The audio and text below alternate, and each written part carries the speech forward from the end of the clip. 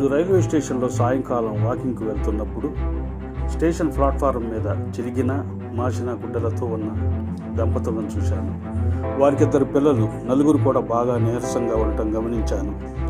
Josh foundation వారికి ఈ విషయం తెలియపరచగా వారు వచ్చి వారి వివరములు తెలుసుకున్నారు. శ్రీను, లక్ష్మి వారి పేర్లని, వారికి 2 పిల్లలని, శ్రీను వాళ్ళ అమ్మ విజయవాడలో యాక్సిడెంట్లో కాలు విరిగినదని, ఆమె దగ్గరికి వెళుతున్నామని, 2 రోజుల నుండి సరైన ఆహారం లేదని, పిల్లలు ఆకలి అని ఏడుస్తున్నారని తెలిపినప్పుడు మా హృదయం ఎంతో వేదనకు గురైంది.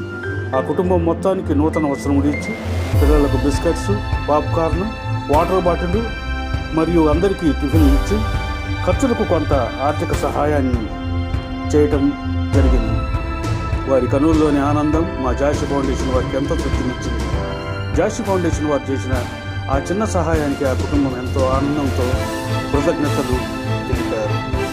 మానవత్వం ఉన్న మనుషులు, జాలిగల వ్యక్తులు మన చుట్టూ ఉన్న ఇలాంటి పేదవారిని ఆదుకున్న వాళ్ళని జాషి ఫౌండేషన్ వారి జనకి 100 మందికి సహాయం చేయగలరు, కానీ ఒకరికి చేయగలరు. నమస్తే, జాషి ఫౌండేషన్.